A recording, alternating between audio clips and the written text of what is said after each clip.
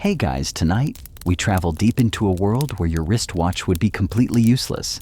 And not just because batteries haven't been invented yet.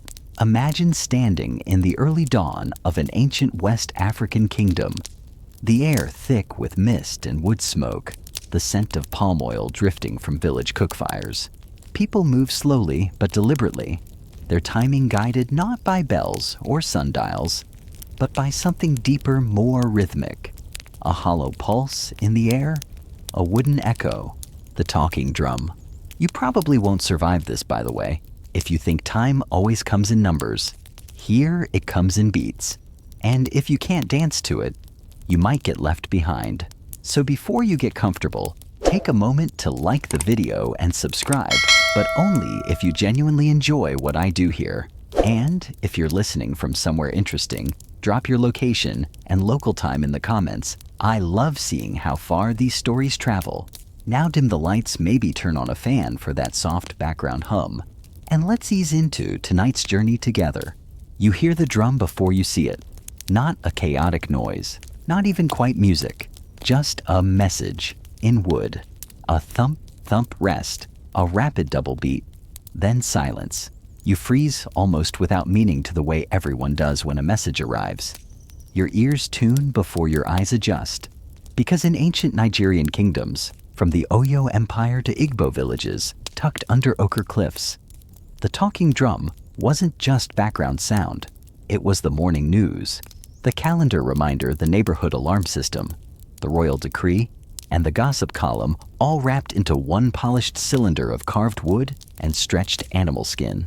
And tonight you're not here as a visitor, you're here to listen.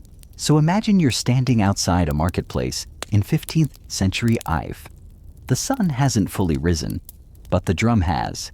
It tells you that the yam vendors have begun arranging their piles, that the chief priest is preparing for a naming ceremony, that a marriage proposal was accepted last night, and the groom's uncles will be knocking on someone's door with palm wine and promises. Time doesn't trickle through an hourglass here, it pulses through hide and tone. Mainstream historians will tell you this. The talking drum refers to a family of instruments, especially in Yoruba lands, called dundun, gangan, or iya ilu, depending on size and use. What's remarkable is that they mimic human speech, not just rhythmically, but tonally. Yoruba, like many West African languages, is tonal. That means meaning depends on pitch, just as much as on the actual word, which makes the drum, well, not just an instrument, but a voice, and a very persuasive one. The drummer holds the hourglass-shaped drum under one arm and uses a curved stick to strike one side, while tightening and loosening leather cords to change pitch, like tightening a stringed puppet's limbs. You can literally make it speak if your hands are clever enough. Now here's the quirky bit. In some Igbo communities, they had a saying, if the drum lies, it's because the drummer wants it to. That's right. The instruments were only as honest as the hands behind them. And if someone wanted to fake the beat, that meant soldiers returning well. That could clear a village pretty fast. False alarms, deliberate misinformation, and mischievous drum jokes were absolutely a thing. Historians still argue whether drum communication systems ever had an exact one-to-one written translation. Some say certain codes were standardized across whole regions.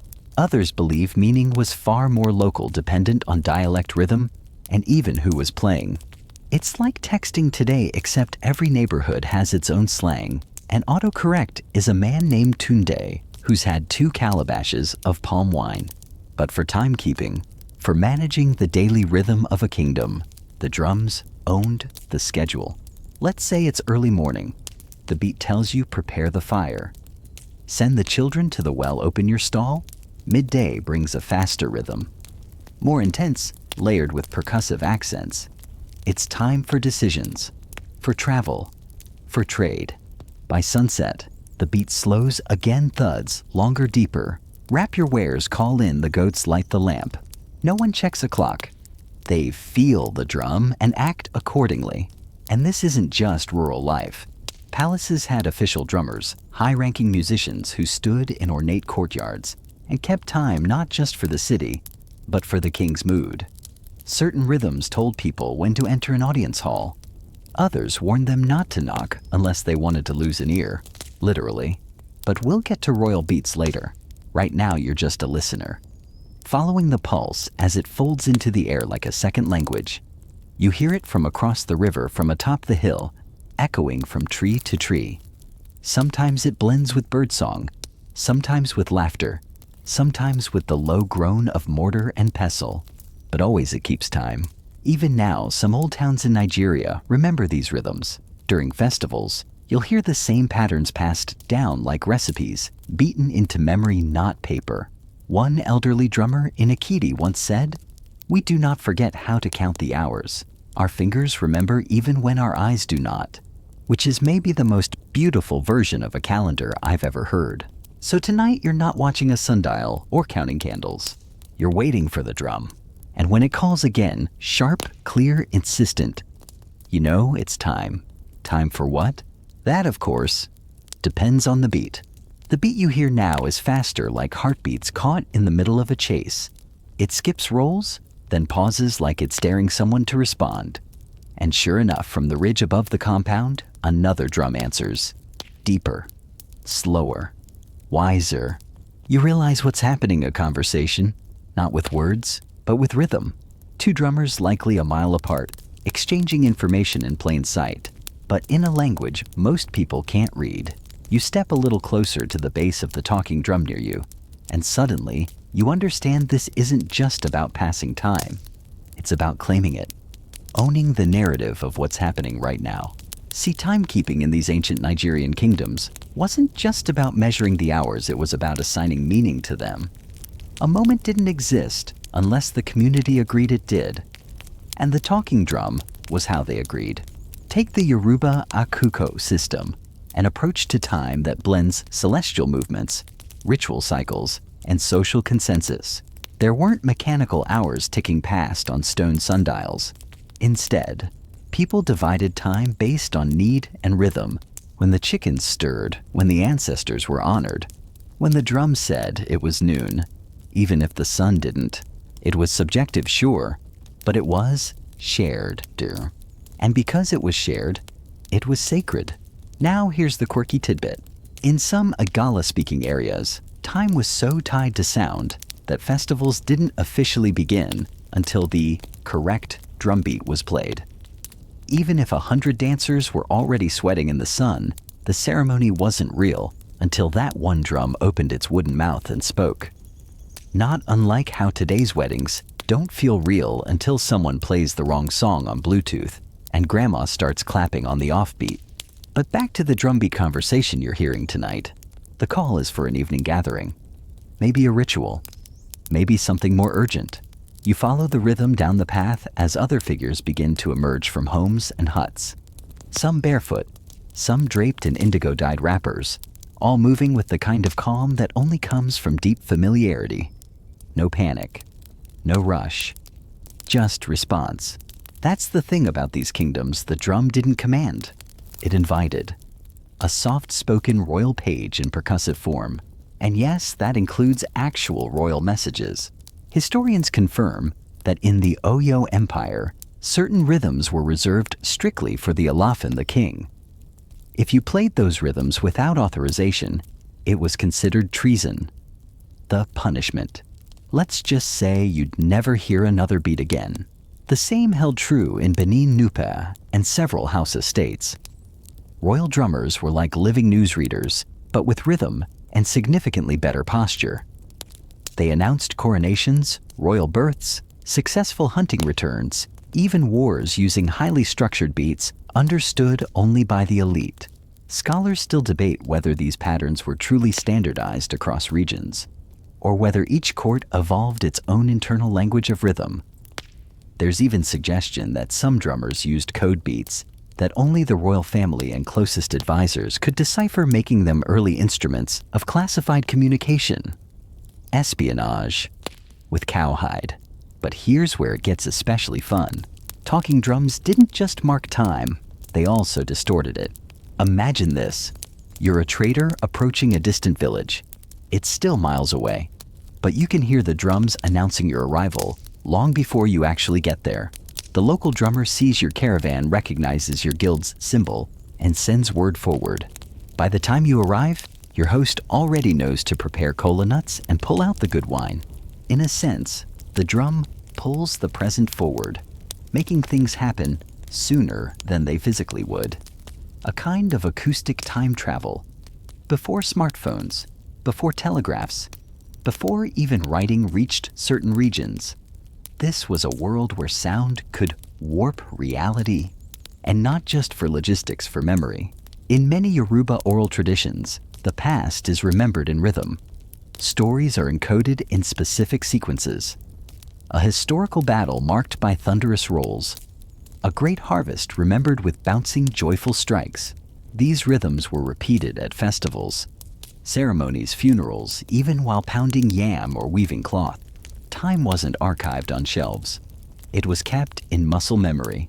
You probably know that African griots and bards held enormous power as keepers of memory. But what fewer people realize is that in many places, drummers were co-historians, not just entertainers, not even just messengers, but literal archivists memorizing complex genealogies, treaty dates, spiritual rites, and royal disputes using structured beats. In some regions, if there was a historical disagreement, elders would consult the drum rhythms, not just oral testimony. If two drummers beat the same event, the same way, it was considered fact. Which is wild. Imagine settling an argument about what year your uncle was crowned king by listening to how someone slaps a drum. But that's how deep this rhythm ran. Even today, some of these rhythms survive in the diaspora. You hear them in Cuban, Bata, Brazilian, candomblé, and in Trinidadian stick fighting songs. Drums carried the past across oceans, wrapped it in syncopation, and kept it alive through slavery, migration, and modernization. And all of it started with simple conversations, like the one you heard at the top of this section. Two drums sharing a moment across a hilltop. Now the sky is darker, the cicadas louder, the drumming softer like a heartbeat calming down. You've walked through a day without a watch, and yet somehow you knew exactly when to eat, when to listen, and when to be. And in the background, always the beat. Always the beat. You wake before the first rooster calls, not because something startles you, but because the drums do.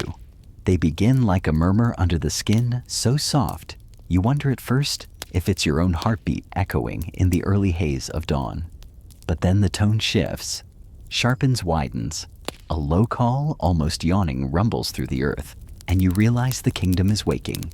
This isn't a random serenade. This is Kool O'Clock Ins. In many pre-colonial Nigerian societies, particularly among the Yoruba, Igbo, and Edo peoples, time wasn't measured by minutes or hours. It was marked by events. The talking drum told you when it was time to rise, when to gather, when to eat, when to mourn. But more impressively, it told who should do what, and when. You hear it now, 3 short pulses, 1 long roll. That means market preparation. The women begin tying wrappers, lifting baskets. A teenage boy yawns into a stretch, then trots toward the goat pen. A child rolls a gourd across the sand, laughing to herself as she mimics the rhythm she's just heard. Even toddlers know these beats. It's like breathing. The sun still hasn't cracked the horizon, but the day has already begun, because the drum said so. Let's take a closer listen. In the ancient city of Ilorin, the drummers used a system of tonal mimicry based on the Yoruba language's 3 pitch levels: high, mid, and low. Because Yoruba is a tonal language, drummers could speak entire sentences through a blend of pitch pause and repetition. The same sound might mean, "Come here, the chief arrives," or "Bring fire," depending on its inflection and rhythm. This system was so sophisticated that travelers, especially Hausa traders, who spoke entirely different languages, often needed interpreters just for the drums. Now here's a strange but deliciously real tidbit. In some royal courts, talking drums were used to call out palace gossip, quietly, in coded rhythm, the kind that said, "A new wife arrived at the palace yesterday," or worse, She came in silence and left with fire. Local elders would pretend not to understand. Everyone else would listen harder. This was the kingdom's version of Twitter.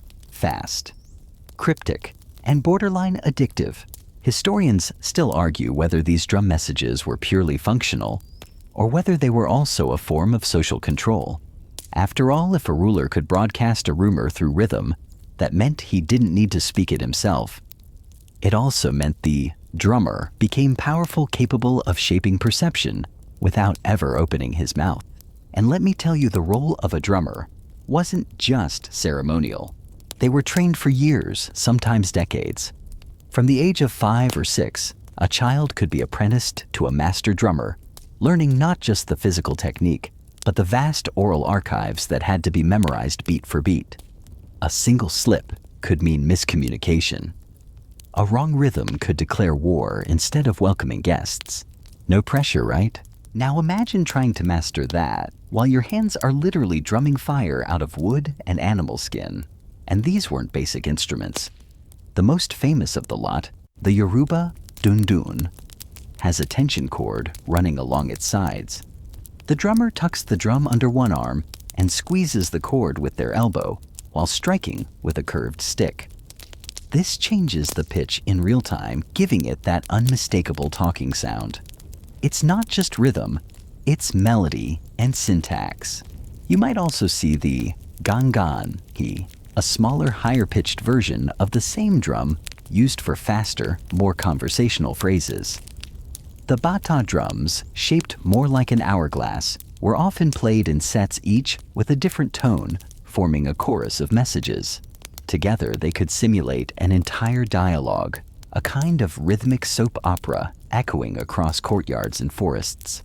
And speaking of forests, yes, the jungle had signal coverage too. One of the most underappreciated aspects of talking drums was their range. In ideal conditions, a well-played dundun could be heard over 5 kilometers away. That's like sending a WhatsApp voice note from downtown to the suburbs without needing cell service or an app update. Villages would station drummers along key points, ridges, clearings, hilltops like a relay team. One beat would pass to the next, and before you knew it, news of an incoming delegation or the birth of a crown prince or the return of stolen goats could reach dozens of settlements within an hour. Now let that sink in. In an age without phones, emails, or newspapers, this system achieved nearly real-time regional communication, all with carved wood, animal hide, and calloused hands. And of course, you had to trust the drummer. In royal courts, drummers held ranks like scribes or couriers. They were part of the king's household, sworn to secrecy, punishable by exile or worse if they misused their position. Their drums were sometimes considered sacred objects, cleansed in ritual baths, decorated with protective charms, and passed down through bloodlines. In some regions, when a drummer died, the drum was buried with him, not just as a symbol of honor, but as a form of protection. No one else was allowed to play it. It had become his voice, and that voice was not to be copied. Now that's job security. But let's return to your morning here. The market's alive now. The rhythm has shifted again, quicker, more excited. The food sellers are unpacking yams, dried fish, pepper pods. The drum pulses every few minutes like a pulse, reminding people, we are together in this moment. No one checks the time. No one needs to, because everyone feels it. And this is perhaps the most beautiful truth of ancient Nigerian timekeeping. It was communal. It lived in the body, in the air, in the hands of those who knew how to speak without words. So maybe next time you reach for your phone to check the hour, imagine checking the sky instead, or listening to the rhythm of feet on earth, or if you're lucky, waiting for the sound of a drum to tell you what to do next. Because sometimes the most accurate clock is the one you feel. You're sweating before the sun is even high, but you don't mind not when you're sitting cross-legged beside the royal drummer, watching his hands move like they've memorized the shape of thunder. The man's name is Baba Adeyemi, and though he's pushing 70, his fingers haven't aged a day. Each flick, tap, and press Sounds like part of a conversation you're just beginning to understand. He's teaching a boy today, maybe 10 years old, stick-thin eyes full of spark. The boy is trying to repeat a phrase on the gangan, but keeps slipping the final beat. Baba pauses, leans in, and hums the line instead. Ba, taro, mi, ba, taro, mi. Then he taps it again. The sound is different now, more precise, more like a word than a rhythm. And suddenly, the boy gets it. His eyes widen. He grins. He plays it back perfectly. That phrase, it means bring the palm wine. Essential vocabulary in every era. You watch this moment like it's sacred, and in a way it is. Because this is how knowledge survives here. Not in dusty books, not in digital files, but in sound, in repetition, and in the patient passing of one soul's memory into another's hands. The Yoruba call it akoko, which loosely translates to time but also means turn or season. In many ways, a drummer's training is a season of the kingdom itself, a rhythm passed from mouth to ear to drumhead to ground, echoing across generations. And this training isn't confined to courtyards. Some children learn by shadowing, walking behind the master during festivals, mimicking his hand movements on imaginary drums until their muscles learn the rhythm on their own. Others are taught through call and response, the master issuing a challenge rhythm and the student answering it like a verbal duel. Miss the beat, you wait your turn again, hit it. The elders nod and you're allowed to play louder. There's a phrase the elders use. The drum does not lie, only the hand can. Meaning if your message doesn't land, it's not the drum's fault. It's you. No pressure. Historians still argue whether the talking drum was originally intended for communication or for ceremony, whether it was a tool or a symbol first. But as you watch Baba Adeyemi teach, you realize it doesn't matter. It's both. It's all of it. The drum is how these people mark reality. Even celebrations have their own tempo. At the Odin Oba, the king's annual festival, drummers line the processional route long before the monarch arrives. You can hear the anticipation build. It begins low rumbling like distant hooves. Then it rises, tightens twists into syncopated tension as the king approaches. By the time his feet hit the palace steps, the rhythm explodes into what can only be described as joy in sound form. The crowd moves with it, dances with it, becomes it. Now here's a fringe detail for you in some regions, particularly among the Nupe and Ija drum rituals, were timed not just by the day, but by the moon. Drums were tuned and played differently during full moons to ensure harmony with lunar energy. If someone played the wrong rhythm during a waxing moon, bad luck. Crops could fail, fish could vanish, and no, you couldn't blame it on sore wrists. You look over and see the boy now drumming with both hands, tongue sticking out in concentration, mimicking a greeting pattern used to honor a chief. Baba nods once, then turns to you and says, "You want to try?" You laugh, politely decline, but your fingers itch. Instead, you ask him a question that's been tapping in your head all morning. How do you remember all of it? Baba looks up as if the answer might be hovering in the leaves above. Then he says, "You don't remember. You become it." And maybe that's the secret. Time here isn't memorized. It's embodied. You don't keep it on a wrist or a wall. You carry it in your walk. You summon it with your voice. You let your skin absorb its patterns until it becomes part of your rhythm. In fact, many elders will tell you to walk offbeat is to live wrong. Children are corrected not just when they misbehave, but when they move without harmony. A skipped step and offbeat clap, it's all part of the discipline. You're being trained to be in time, not on time, in it. And it's not just oral either. Some drums are carved with symbols. A spiral etched near the rim might signify continuity. A small lizard crawling across the side symbolizes adaptability. Drummers touch these carvings before big performances like rubbing luck into their hands. And the wood. It's sacred. Specific trees are chosen not just for their acoustics, but for their spirit. Among the Igbo, for instance, the oja, a type of flute, but closely related to ceremonial drumming, is made from the odu oji tree. You can't just cut it. You must ask it, sacrifice a fowl, sing to it, make promises. Only then will it give you the kind of resonance that can carry a message across 3 hills and still sound like a grandmother's warning. You stretch your legs now. The sun is high. The market buzzes, and someone somewhere is trying to haggle the price of a yam down by citing a bad dream. But your mind is still echoing with rhythm, because you realize that in kingdoms like this, the clock isn't ticking, it's dancing. You move through the crowd like you've done it all your life, dodging baskets of millet slipping past goats who think they own the road, and nodding back to people who smile with just their eyes. But today, something feels different. You're not heading to the palace or the market, or even the shade of the talking drum tree.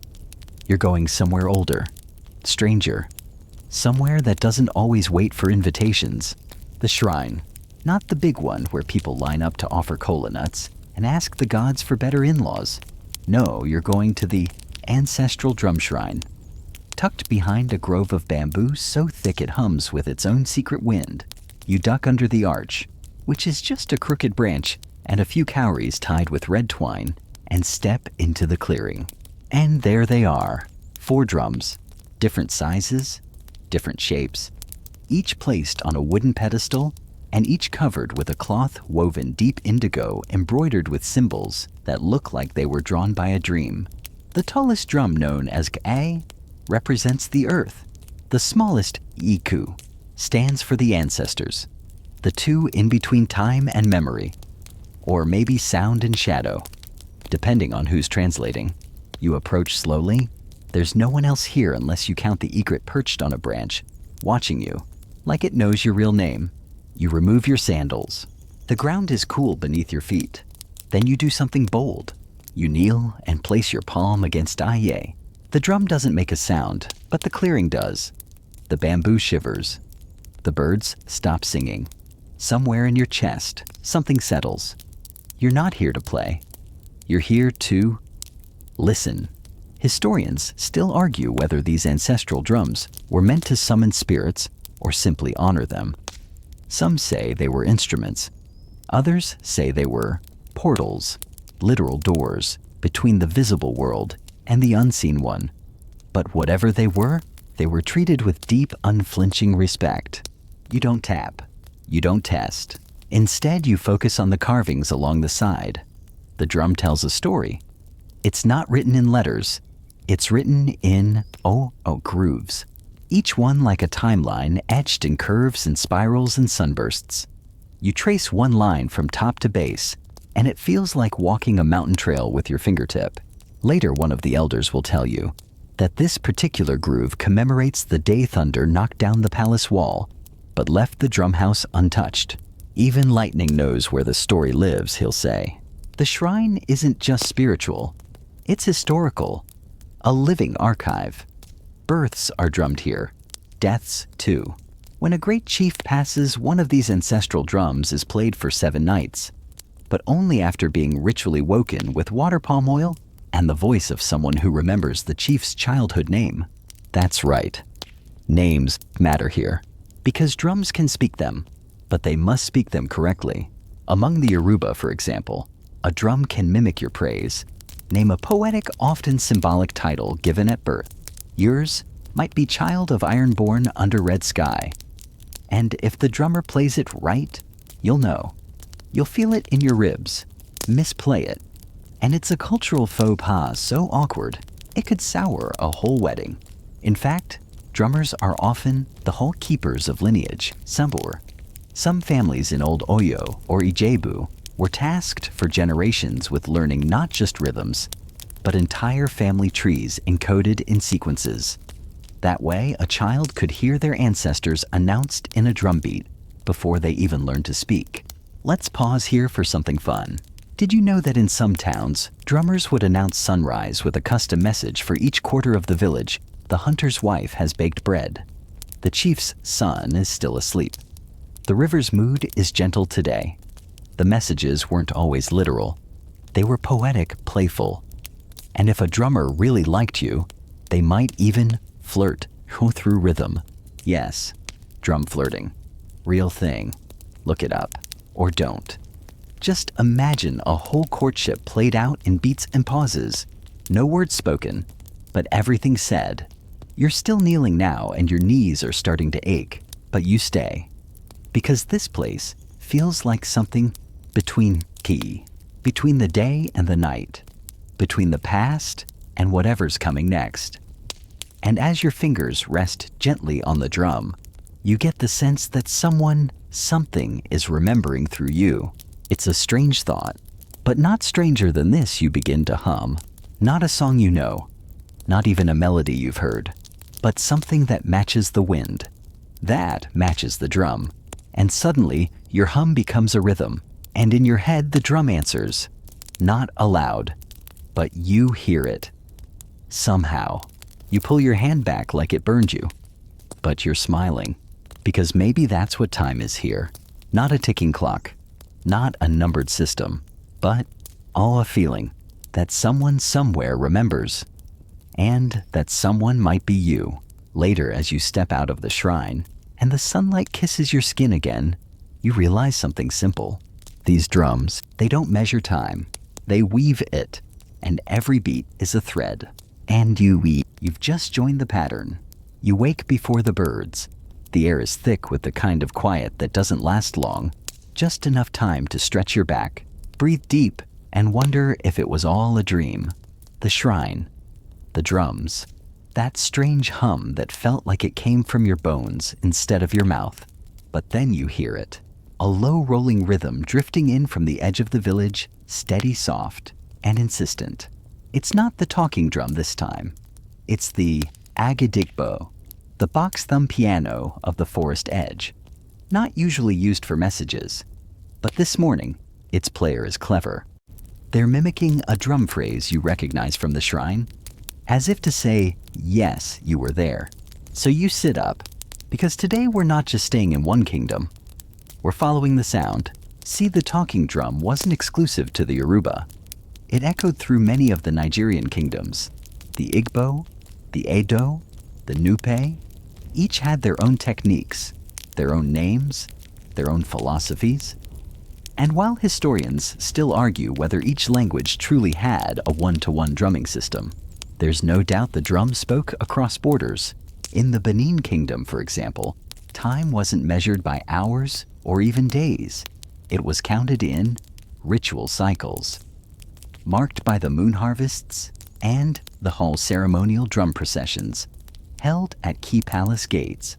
If the Oba's talking drum played the leopard walk's rhythm 3 mornings in a row, the entire city knew a festival was about to begin or that a dignitary was about to disappear. You know, same difference. Over in Igbo territory, the akwe, a slit drum carved from a single log, was the timekeeper of rain. That's right. Certain villages used it not just for messages, but for rain tracking. If the drummer played at a particular hour and the sound didn't carry as far as usual, they'd say the air was heavy with water and farmers would prepare their fields. Drum forecasting. Eat your heart out weather channel. But let's focus in on one story. In the old Nupe kingdom, there was a sacred drum that only spoke at sunset. It didn't matter if war was raging or the king was asleep. It never played in daylight. And when it did play, it counted time in generations. The rhythm wasn't about minutes or hours. It was about memory. 1 beat per ancestor. No one knows how many beats it played each evening. Only that it always ended with a long pause. A silence so deep you could hear the termites chewing the gateposts. And if you listened closely, that silence spoke. Now back to you. You're walking to a gathering small and formal under a fig tree, where elders come to argue about things no one will write down, but everyone remembers. You sit quietly in the corner, sipping from a calabash of lukewarm millet drink listening. That's your role for now. Observer, thread catcher. An old man with 3 teeth left is telling a story about the time he challenged a drummer to mimic his favorite proverb. The snake that bites from the grass hears no trumpet, he says. The drummer answered with a rhythm so smooth it made the goats stop chewing. Did it sound like the word someone asks? No, the old man says. It sounded truer. That's the thing. Drums in these kingdoms didn't just imitate speech, they interpreted it. They turned words into rhythm, then back into meaning. Not always literal, but always clear. And that's how time was counted too. Not tick-tock, but a series of beats that told you where you were in the story of the day. Sunrise had its rhythm. Midday, another. Sunset, well, that's when things got poetic. Some villages played slow descending beats at dusk, as if to help the sun settle more comfortably. Others used the drum to call home the herds, or warn of roaming spirits that didn't care for curfews. In one town, the hour of sleep wasn't marked by drum, but by a drum absence. The silence was a signal. If the drum didn't speak at its usual time, the village would hush, step indoors, and light their lamps. No questions asked. The absence became an event, a punctuation mark at the end of the day. You glance down at your calabash. Someone has painted tiny drum symbols around the rim. You hadn't noticed before. Another reminder, you're inside the story now. And being part of the story means knowing that time here isn't linear. It loops, spirals, doubles back.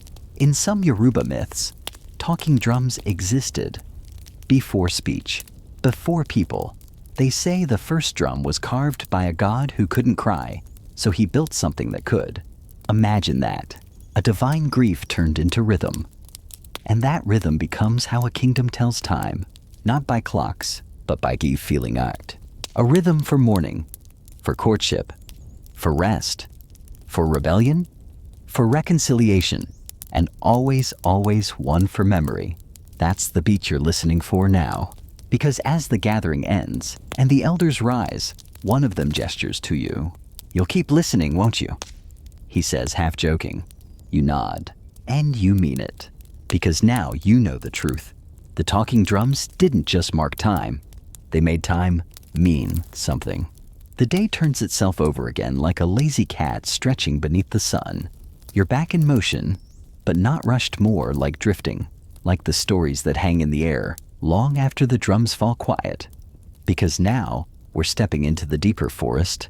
Not literally, though. You do pass a grove or two, but the metaphorical forest of meaning. Hey, you've survived 6 sections of ancient drumming and haven't been hexed by a royal griot yet. That's progress. Tonight, the drums aren't just about marking time. They're marking power. Because here's the thing. In many Nigerian kingdoms, the drums weren't only clocks or communication tools. They were sovereignty encoded. No. Whoever could speak the drum's language and be heard held influence that went beyond titles or gold or bloodlines. And no one understood that better than the court drummers. These weren't guys hanging out at parties or banging around in side markets. They were trained from childhood, apprenticed under masters, and often chosen from families with generations of drumming lineage. Their job? To translate the king, literally. In places like Oyo, the Alafin, that's the king, didn't need to shout, didn't need to hold court every hour. His drummers spoke for him, and they didn't use just any drum. They used the ongongon hash, or hourglass talking drum, which could be tucked under the arm and squeezed mid-beat to change pitch, mimicking the tone and rhythm of human speech. Let's break that down for a second. See, Yoruba is a yatonal language, meaning the pitch of a syllable can change a word's meaning entirely. Say okowa with a high tone, and it means farm. Say it with a low tone, and you might be talking about husband. Middle tone vehicle. So don't mix that up when giving directions to your in-laws. Now imagine replicating those pitch shifts on a drum. Court drummers mastered this. They didn't just pound rhythms, they were spoken code. A sequence of beats might say, "The leopard is awake. The storm nears the western gate. The king dreams of fire, bring the salt." Okay, maybe not that last one exactly, but the messages could be that poetic. And here's where it gets wild. There were actual Bo drum dialects. Different courts developed slightly unique patterns and phrases. A message that meant festival in 3 days in Oyo might signal enemy on the move in Ife if drummed incorrectly. So traveling drummers had to learn multiple dialects, a task modern linguists still scratch their heads over. Some scholars think it's one of the earliest examples of tonal encryption. Others argue it wasn't that complicated, that villagers just learned to interpret the beats based on habit. But the court records what little survived hint at something deeper. A hidden literacy passed down without ink, a consonic bureaucracy, where secrets were sent not in scrolls, but in song. One story goes that during a palace coup attempt in the Nupe kingdom, the queen mother couldn't risk sending a messenger. So she summoned a drummer. He played a rhythm so layered, it took 3 separate pauses to finish the sentence. It translated to, "The well is poisoned. Draw water from the sky." That meant don't eat. Wait for rain. Help is coming. The plot failed. She lived. The drummer became a legend. And then there's the funerals. In royal burials, especially among the Edo people, drums weren't just background music. They were testimonies. If a chief died, the drum would recite his lineage, his deeds, his victories and defeats.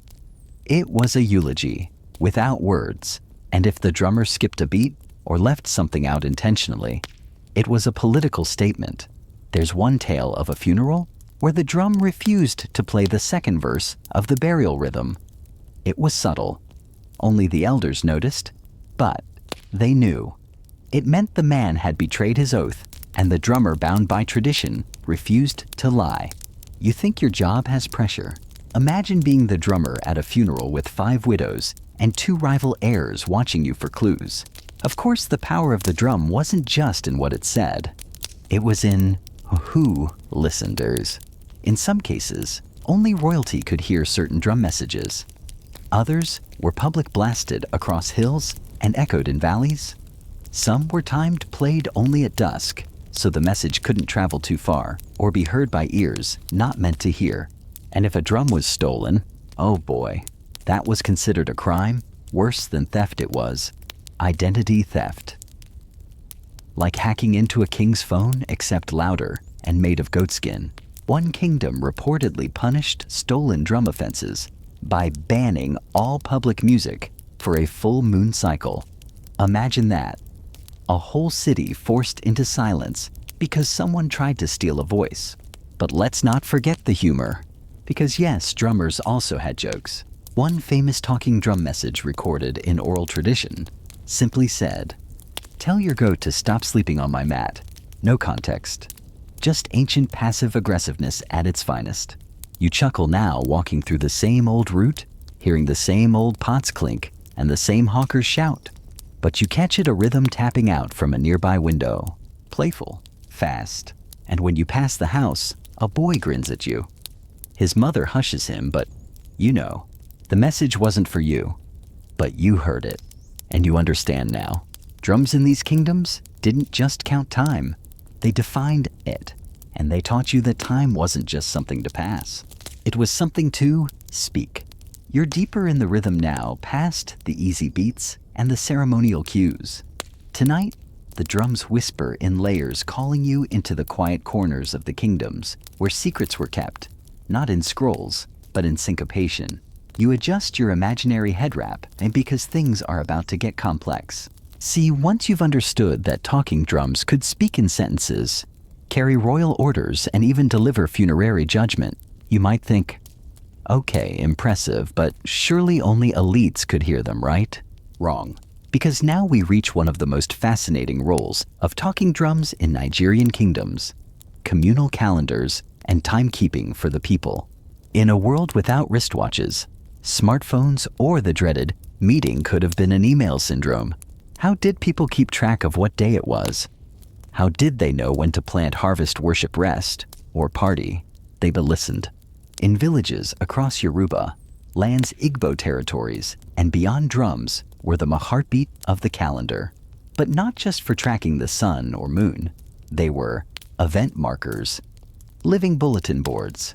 Think Google Calendar, but carved from hardwood and tuned with goatskin. Let's paint the scene. You're a farmer in 16th century southwestern Nigeria. You wake before dawn to prep your tools. And you wait. Just a moment. Then it comes the deep rolling call of the Adun-dun drum from the town center. It plays 3 short bursts, 1 long one. To the untrained ear, it's a nice rhythm. To you, it means market day tomorrow. Prepare your yams. Later in the day, a different drum beat, a stuttering syncopated roll. That means the Oba will speak at the palace square in 2 days. Attendance expected. Dress accordingly. And once a month, on the day of cleansing, when everyone is supposed to sweep their compound and offer kola nuts to the ancestors, there's a special rhythm with a descending final beat, like a musical exhale. That one always makes the kids nervous, and the elders smile. Now here's the thing, these beats weren't just played once. They were backed, repeated, in cycles across neighborhoods, passed from drummer to drummer, like a relay race of resonance. You might hear the original rhythm at dawn, echoed again at mid-morning, and then subtly altered at twilight as a reminder. And the drums traveled. Sound carried far in open air. In some places, a talking drum rhythm could be heard over 5 miles, away, like a long-distance phone call, without the annoying "can you hear me now" delay. Historians still argue whether the talking drums were truly able to replicate full language sentences, or whether they simply mimicked enough tonal patterning to trigger recognition. But even the most skeptical researchers agree they were efficient, effective, and astonishingly precise. Let's not forget how seasonal festivals were scheduled with drum beats too. Take the New Yam Festival. Among the Igbo people, it's not just about food, although let's be honest, yam pounded just right with spicy soup could make a stone weep with joy. It's a spiritual reset. The drums would start weeks cool ahead, slow and sparse at first, like the yams themselves still growing beneath the soil.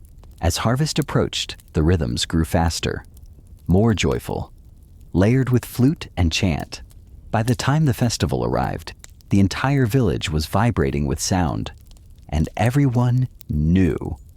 Not because someone sent a paper invitation, but because the drums had been whispering it for weeks.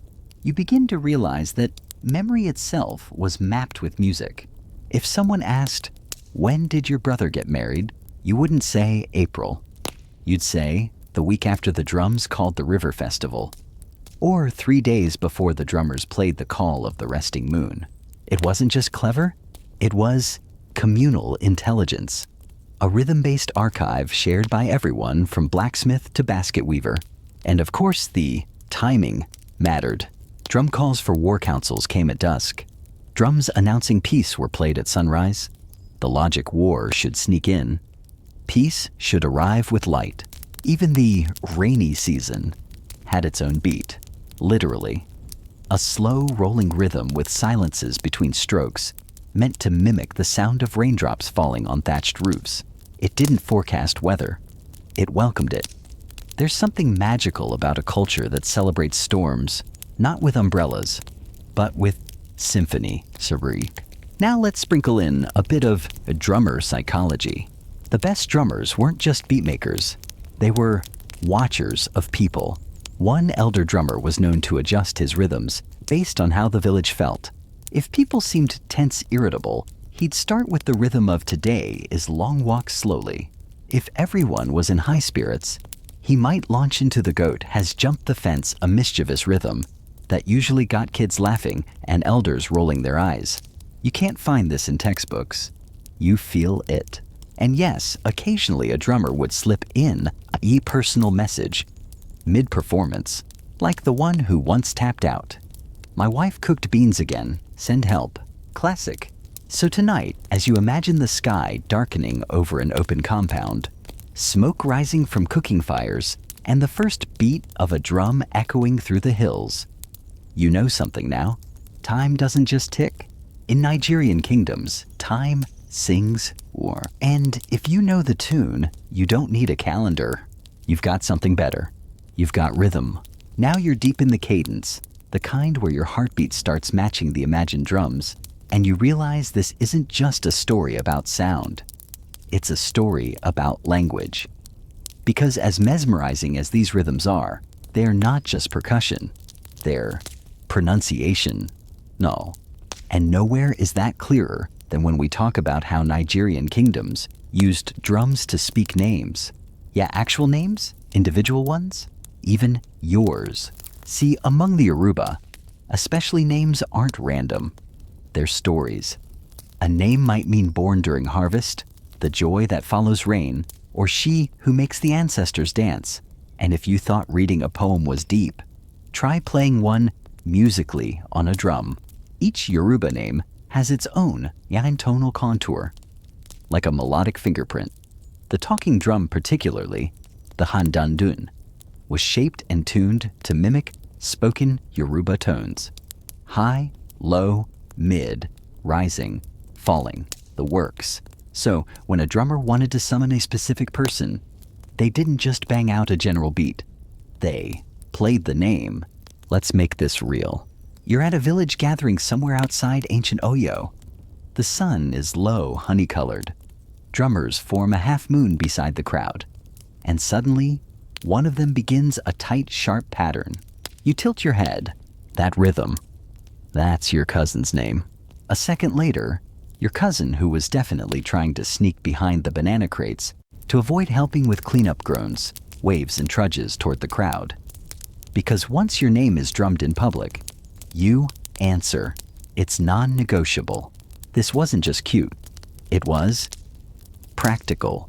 In huge gatherings or festivals, drummers acted as non-verbal loudspeakers. You needed to find a chief, call a dancer, deliver a message to the cloth merchant 3 courtyards away. You sent a drummer, and these weren't crude signals. They had syntax. Drum language could include prefixes and suffixes, greetings and titles. Come here, Chief Adeyemi had a totally different rhythm from watch out a goat is loose again. Though honestly, both were urgent in their own way.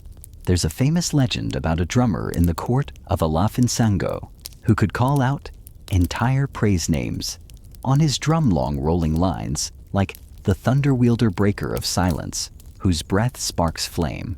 People swore they could understand every word without hearing a voice. Historians still argue whether this was truly universal language or just elite performance. Did everyone understand every name beat? Or did they simply learn to recognize the ones that mattered most to them? Either way, the effect was magical. And yes, drums weren't just for humans. Some lineages would drum ancestral names during rituals calling the spirits back to the compound. Imagine sitting in the glow of firelight while the beat calls out, Olufemi, Babami, Ekulio, Olufemi. My father, welcome home. The living would bow. The drummers would pause, and the air would hum with the weight of remembrance. But here's the twist. Drummers weren't just messengers. They were memory keepers. Nirkidu. Let's say your town faced a great flood, or your clan fought a victorious battle. Sure, some elder might tell the tale, but chances are the first place it got recorded was in a rhythm. A unique beat sequence saved for anniversaries, for memorial days, for quiet evenings when the stars felt like eyes. Drummers would train for years to memorize these sequences. Some were short 10 beats, others entire epics played out in tempo. One drum historian, yes, that's a real job, and yes, I'm jealous, once said, to become a master drummer is to earn a doctorate in memory. And then there's this drum duels. Yes, you heard right. Drummers would sometimes challenge each other in rhythm battles, less about volume, more about fluency. One would drum out a phrase, The other had to respond with a compliment, an answer, or a witty counter. If you failed to understand or fumbled your reply, shame. If you nailed it with flair glory. It was musical chess with cowhide mallets. Oh, and our poetry also drummed. A skilled player could render whole proverbs, sayings like, "A child who knows how to wash hands eats with elders," or "Even the drum must rest after the dance." Sometimes the rhythm would pause to let the crowd chant the final words. Because yes, this was interactive history before TikTok ever dreamed of it. And every name, every beat, was a thread in the communal fabric. You didn't just hear your name on the drum. You felt seen, called, rooted. And maybe that's why the drums still echo today. In Nigeria's festivals, in Afrobeat samples, in diaspora ceremonies halfway across the world. They're not just instruments, they're voices, ones that carry old truths, forward beat by beat. So next time someone asks how time was kept, how names were known, how stories were told, don't point to a dusty scroll or an ancient sundial. Point to the skin of a drum, the one that remembers your name. You're almost home now. Home not as in a building or a village, but a deeper kind of home. The kind you only reach when you followed a rhythm far enough into the past to feel the heartbeat behind it. And as this journey winds down, we close with the biggest truth of all. The drum wasn't just a tool. It was a clock, a calendar, a spiritual metronome for entire kingdoms. Because in places like the Benin Kingdom, the Yoruba Empire, the Igbo heartland's time was a sound. Let's say you wake before dawn in 14th century Oyo. There's no rooster crowing, no ticking clock. What you hear first is a slow 3-beat rhythm from the palace square. Boom, boom, boom. That's the king's drum. It doesn't just say the day has begun. It tells which day. Whether it's a market day, a rest day, a preparation day for war planning or festival. Each rhythm is a coded announcement. One pattern tells farmers to gather at the yam fields. Another signals women to begin brewing millet beer for the ancestral rites. Another might be a private rhythm, heard only by those trained to understand its hidden message. The drummers were the city's heartbeat, and everyone, rich or poor, noble or hunter, lived according to its tempo. It wasn't chaotic, it was orchestration, and when a king died, the drums went silent. That was how people knew, before the town crier shouted before the mourning cloths came out. The silence was deafening, a hush that stretched across courtyards, down rivers into forests. It wasn't just grief, it was a reset, a moment when time itself paused. Then, a few days later, a new rhythm would begin, slightly different, a half-beat shift, and everyone would feel it a new ruler, a new rhythm, a new era. Historians still argue whether this level of musical calendaring qualifies as a timekeeping system by Western standards. There are no gears, no sundials, no etched calendars hanging in public squares. But ask any elder in those kingdoms and they'll tell you, we knew when we were because the drums told us. And yes, this applied to seasons too. The coming of rain had a rhythm. So did dry season planting time and harvest. So did weddings, funerals, naming ceremonies, even coming-of-age rituals. Each with their own temporal signature beats, passed down across generations like recipes. You knew it was yam festival season, not because of a calendar, but because of a syncopated cascade of beats from the palace roof at dusk. Drummers became temporal architects. They weren't just musicians, they were chroniclers. Time didn't flow like a river, it pulsed like a drumline. And here's the kicker. Even astronomical events, lunar eclipses, solstices, meteor showers had their own patterns. Some say the royal drummers had access to seers who timed these rhythms with celestial alignments. Others say the drums simply reflected what the sky told them. Either way, the result was the same: the heavens and the earth woven together in rhythm. Let's pause a second. Imagine living like that, waking to music, working to rhythm, measuring memory and beat sequences, and honoring the gods through syncopated praise. Your concept of now wouldn't be just a ticking second hand. It would be a living rhythm, flexible, emotional, cultural, a beat that reminded you who you were, where you stood, and what was expected of you today. Time was communal, time was shared, and the drum was the bridge. Now fast forward to today. In Lagos, you still hear the echoes. In the countryside, elders still tap messages to one another on wooden benches, keeping the old codes alive. In churches and festivals, the talking drum still calls people to rise, to kneel, to dance. In Afrobeat, the pulse is older than the song. In poetry, the rhythm is older than the words. The drum still tells time even when the watch on your wrist stops ticking. And that's the legacy you carry now too. Because you've listened, you've followed the echoes, you've learned the drum's secret. Not just that it speaks, but that it counts.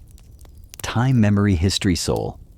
So next time you hear a rhythm in the distance, somewhere across a field in a song, or even just your own heartbeat, pause. Ask yourself, what is it telling me? What time is it really? Because maybe it's not noon, or 9:42, maybe it's the hour of gathering, or the moment of mourning, or the breath before change. And maybe that's what the old drummers knew all along. That time isn't just when, it's why. Now everything slows. Let the final beats fade. Let your breath fall in line with a softer rhythm, not made of drums this time, but of rest. You've walked through royal courtyards, listened to ancestral whispers, followed the echo of names through shadow and ceremony. You've heard time not in ticks, but in truth. Feel your shoulders drop. Let the warmth of your blanket, or your space, or your stillness wrap around you like a lullaby too old to trace. If your eyes are closed, let them stay that way. If they're not, it's okay. You're still safe, still, still welcome in this place where history hums quietly under the surface. The drums are quiet now, but the memory stays. And you've earned your rest. Thank you for joining us on this journey today. Maybe by now you've already drifted off to sleep, and if so, we hope this story brought you peace of mind and helped you rest a little easier. Deep sleep makes life better, and we're truly happy to be part of that. Until next time, sweet dreams.